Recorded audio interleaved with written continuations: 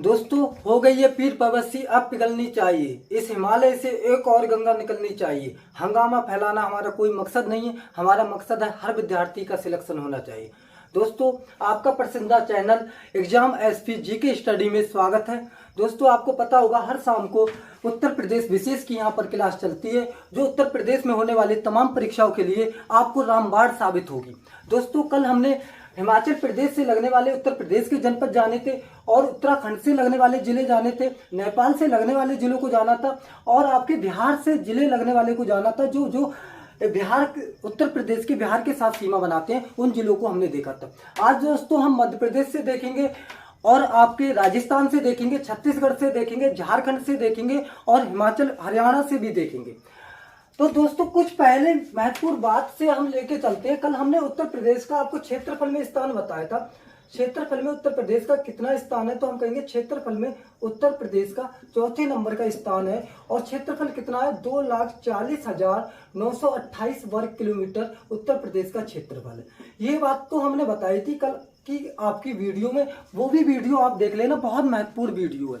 दोस्तों तो हम क्षेत्रफल में इसका चौथा स्थान है, मगर क्षेत्रफल में उत्तर प्रदेश के अंदर कितने जनपद हैं, तो हम कहेंगे उत्तर प्रदेश के अंदर 75 जिले हैं। उन 75 जिलों के अंदर कौन सा जिला क्षेत्रफल में सबसे बड़ा है। तो दोस्तों सबसे बड़े जिलों को हम जानेंगे, बढ़ते घटते क्रम के जिले जानेंगे। सबसे बड़ा जिला कौन सा है और सबसे छोटा जिला कौन सा है बढ़ते क्रम में, क्षेत्रफल में सबसे छोटा जिला कौन सा है।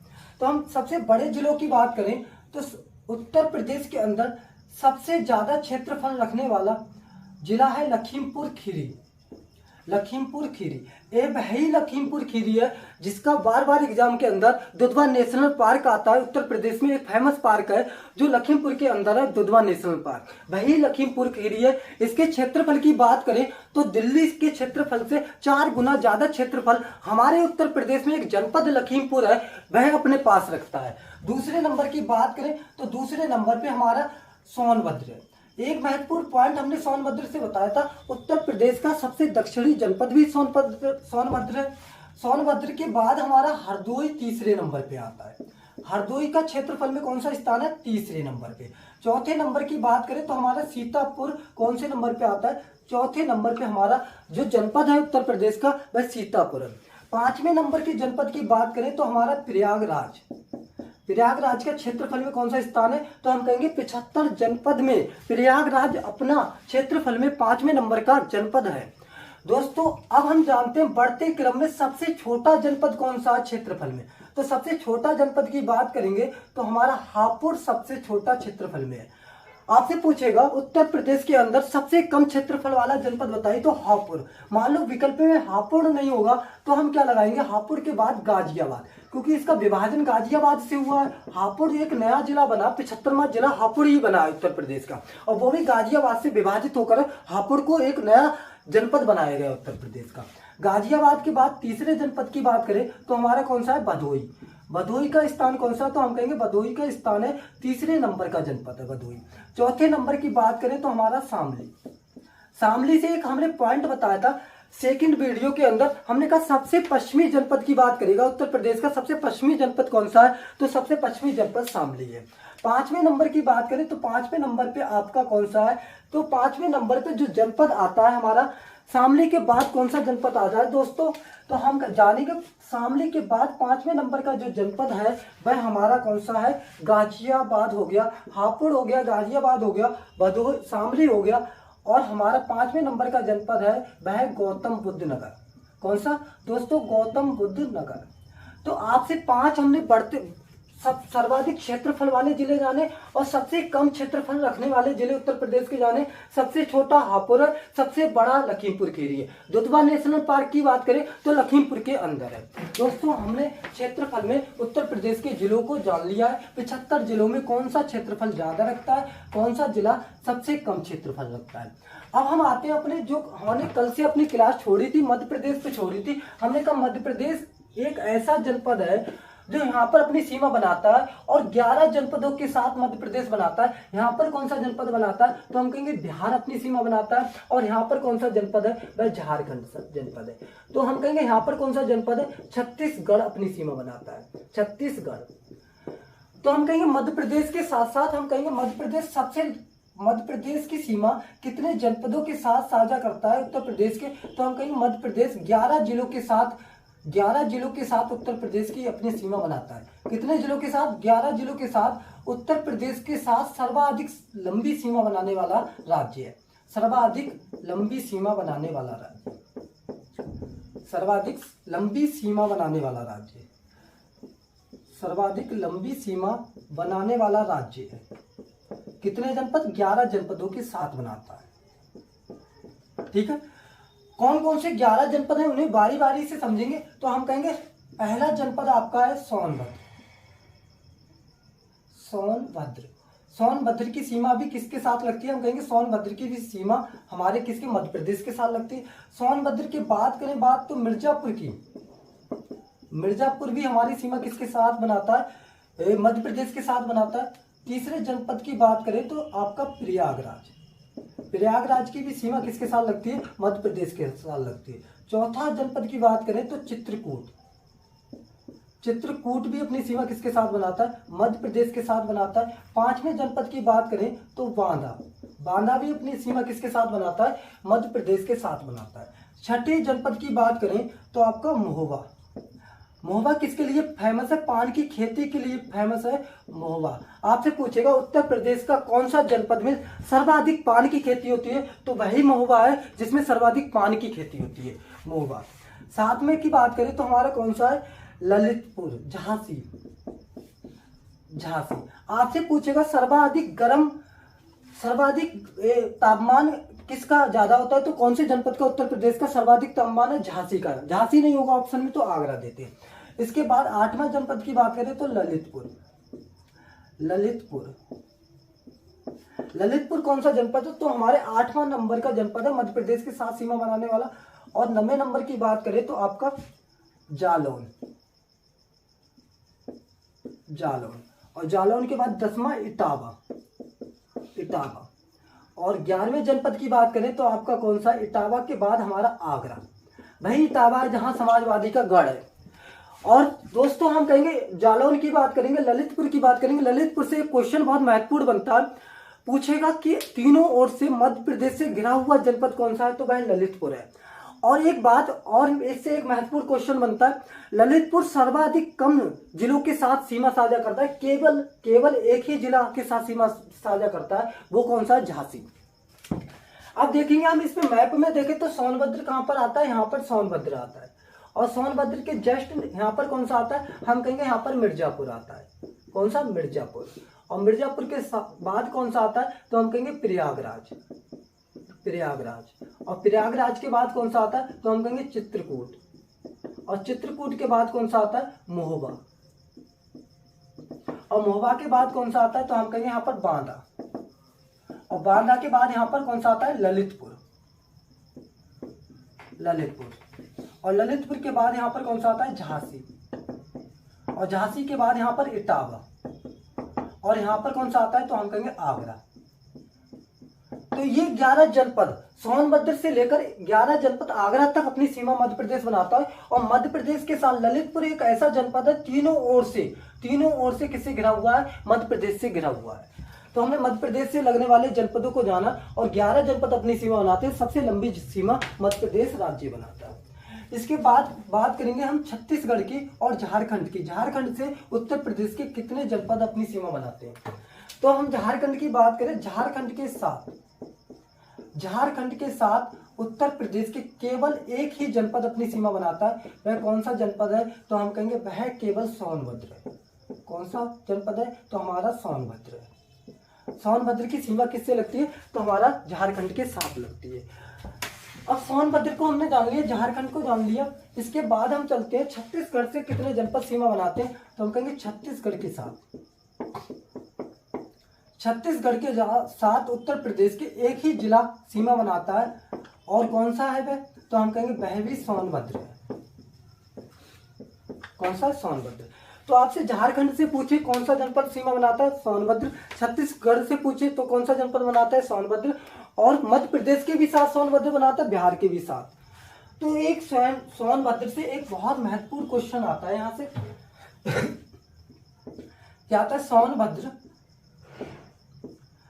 सोनभद्र की सीमा 4 राज्यों के साथ बनाता है। उत्तर प्रदेश का एक मात्र ऐसा राज्य है जिसकी सीमा 4 राज्यों के साथ लगती है। वह 4 राज्य कौन कौन से हैं? तो हम कहेंगे इसकी सीमा बिहार से भी लगती है, बिहार के साथ भी अपनी सीमा बनाता है। बिहार के साथ साथ ये सीमा अपनी झारखंड के साथ भी बनाता है, और झारखंड के साथ साथ ये सीमा अपनी छत्तीसगढ़ के साथ भी बनाता है, छत्तीसगढ़ के भी साथ अपनी सीमा बनाता है, और छत्तीसगढ़ के साथ साथ मध्य प्रदेश के साथ भी अपनी सीमा बनाता है। यहां से एक सोनभद्र से एक महत्वपूर्ण क्वेश्चन यूपी कांस्टेबल में सोनभद्र ट्रेंडिंग में रहता है, यहां से क्वेश्चन आता ही आता है। आपसे पूछेगा उत्तर प्रदेश का सबसे दक्षिणी जनपद कौन सा है, तो सोनभद्र। उत्तर प्रदेश का उस जनपद का नाम बताइए जिसकी सीमा सर्वाधिक राज्यों के साथ लगती है, सोनभद्र। भारत के उस जनपद का नाम बताइए जिसकी सीमा सर्वाधिक राज्यों के साथ लगती है, तब भी सोनभद्र।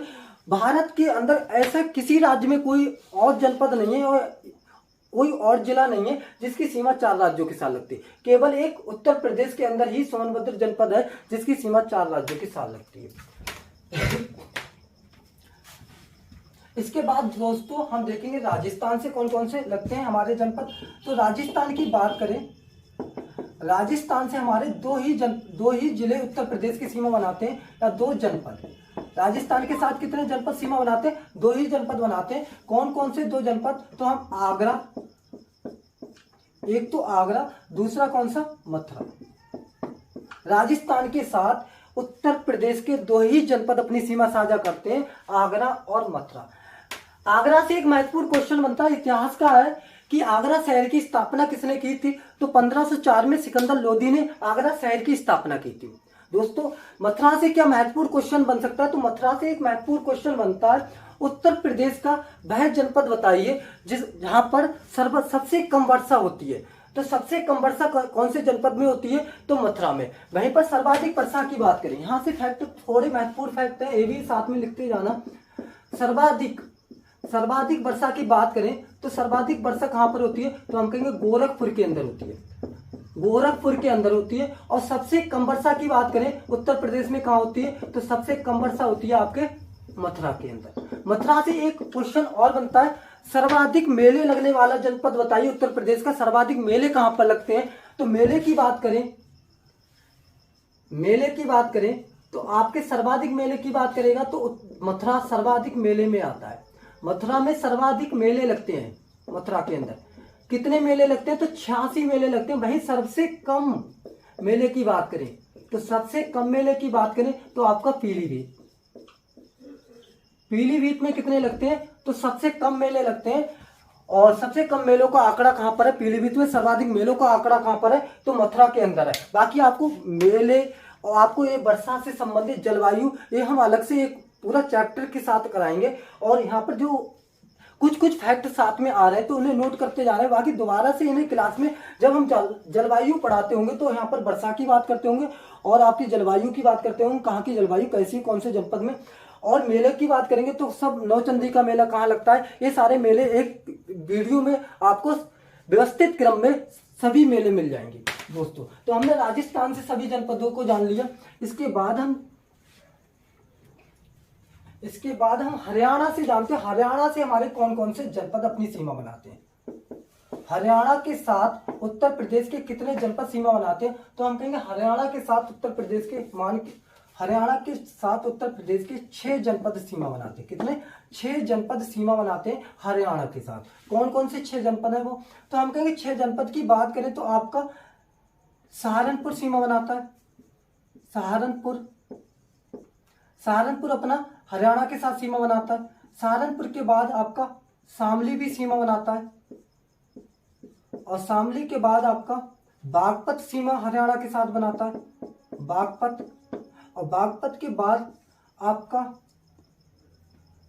गौतम बुद्ध नगर भी सीमा बनाता है, गौतम बुद्ध नगर हरियाणा के साथ। आपका मथुरा भी सीमा, अलीगढ़ भी सीमा बनाता है, अलीगढ़। तो अलीगढ़ की भी सीमा हरियाणा के साथ साझा होती है। अलीगढ़ से पूछता है तालों के लिए कौन सा राज्य फेमस है, जनपद फेमस है, तो अलीगढ़। और इसके बाद आपका मथुरा, मथुरा भी आपका हरियाणा के साथ सीमा साझा करता है। इसके बाद हम देखते हैं दोस्तों, दिल्ली के साथ उत्तर प्रदेश के कितने जनपद सीमा बनाते हैं। दिल्ली के साथ उत्तर प्रदेश के कितने जनपद सीमा बनाते हैं, तो दिल्ली की बात करें, दिल्ली के साथ उत्तर प्रदेश के 2 ही जनपद सीमा बनाते हैं। एक केंद्र शासित प्रदेश भी लगता है, वह कौन सा, दिल्ली। और इसके 2 ही जिले उत्तर प्रदेश के दिल्ली के साथ सीमा बनाते हैं। एक कौन सा, गौतम बुद्ध नगर, गौतम बुद्ध नगर। और दूसरा जनपद की बात करें तो गाजियाबाद, गाजियाबाद। तो गाजियाबाद की सीमा किससे लगती है, तो हम कहेंगे दिल्ली के साथ लगती है। और गौतम बुद्ध की भी सीमा किसके साथ लगती है, दिल्ली के साथ लगती है। तो दोस्तों हमने काफी मात्रा में मध्य प्रदेश से लगने वाले, हरियाणा से लगने वाले, दिल्ली से लगने वाले सभी जनपदों को, बॉर्डर एरिया उत्तराखंड से लगने वाले, नेपाल से लगने वाले सभी जनपद को जान लिया। आपका जो भौतिक विभाजन होता है, जिसका एक बॉर्डर एरिया से लगने वाले जनपद से कोई भी क्वेश्चन आता है तो इस वीडियो से और जो फर्स्ट वीडियो कराई थी उससे बाहर नहीं जाएगा दोस्तों। तो हम कहेंगे उत्तर प्रदेश के सभी महत्वपूर्ण पॉइंटों को जाना। आप एक पॉइंट और महत्वपूर्ण, सहारनपुर की सीमा, हम कहेंगे सहारनपुर सबसे उत्तरी जनपद है। सहारनपुर क्या है, उत्तर प्रदेश का सबसे उत्तरी जनपद है। सोनभद्र उत्तर प्रदेश का क्या है, सबसे दक्षिणी जनपद है। और बलिया सबसे पूर्वी जनपद है। बलिया क्या है, सबसे पूर्वी जनपद है। और उसकी बात शामली की बात करें तो शामली सबसे पश्चिमी जनपद है। शामली क्या है, सबसे पश्चिमी जनपद है। सहारनपुर की बात करें तो सहारनपुर की सीमा 3 राज्यों के साथ लगती है। हमने हरियाणा के साथ भी सहारनपुर की सीमा बताई थी। हरियाणा के साथ भी उत्तर प्रदेश का सहारनपुर जनपद सीमा साझा करता है। हमने उत्तराखंड में भी बताई थी आपको, उत्तराखंड के साथ भी सीमा साझा करता है। और इसके बाद हमने क्या बताया था, हरियाणा, उत्तराखंड और हिमाचल प्रदेश के साथ भी अपनी हरियाणा सीमा साझा करता है। दोस्तों आप वीडियो को ज्यादा से ज्यादा शेयर करो, क्योंकि वीडियो ज्यादा बड़ी भी हो जाएगी, फिर आप लोग देखोगे नहीं तो उतने आपको जितने फैक्ट होते हैं पढ़ाते ही चले जाते हैं, बीच में कोई बात नहीं, कोई सब्सक्राइब नहीं, कोई नो सब्सक्राइब। मगर आपको अब सब्सक्राइब भी करना है, वीडियो को शेयर भी करना है और ज्यादा से ज्यादा ग्रुप में फैलाओ इस वीडियो को। ऐसे समझो यूट्यूब पे इतना जबरदस्त कंटेंट दिया जाएगा आपको, आप सोच भी नहीं सकते हो कि आपको फ्री में इतना जबरदस्त कंटेंट यूट्यूब में कोई कोचिंग संस्थान दे सकता है। दोस्तों एग्जाम एसपी स्टडी पे आपको इतना जबरदस्त कंटेंट दिया जाएगा, आप महसूस कर सकते हो। मगर आपका यूट्यूब की जो एक शर्तें हैं 1000 सब्सक्राइब की, वो कंप्लीट करा दो। जैसे ही वो कंप्लीट होंगी दोस्तों आपको मैं लाइव वीडियो में पढ़ाया करूंगा, जिससे आपके कमेंट आएंगे उनको भी मैं पढ़ के आपके क्वेश्चनों का आंसर दे पाऊं। दोस्तों आप प्यार बनाते रहो, वीडियो को सब्सक्राइब करो और शेयर करो, ज्यादा से ज्यादा ग्रुपों में फैलाओ, जिससे एक क्रांति आए यूट्यूब पे कि उत्तर प्रदेश और विशेष के लिए महत्वपूर्ण उत्तर प्रदेश में होने वाली तमाम परीक्षाओं के लिए एक सब्जेक्ट उत्तर प्रदेश पूर्णतः हम अच्छे से पढ़ें। चाहे पीसीएस का पेपर हो, चाहे यूपी कांस्टेबल का पेपर हो, चाहे यूपी एसआई का पेपर हो, एक बार पढ़ो, सारे पेपर एक ही क्लास से कंप्लीट हो जाए, वो कोई भी क्वेश्चन हमारा किसी भी एग्जाम के अंदर बाहर नहीं जाए। Subscribe now and press the bell icon. Never miss an update.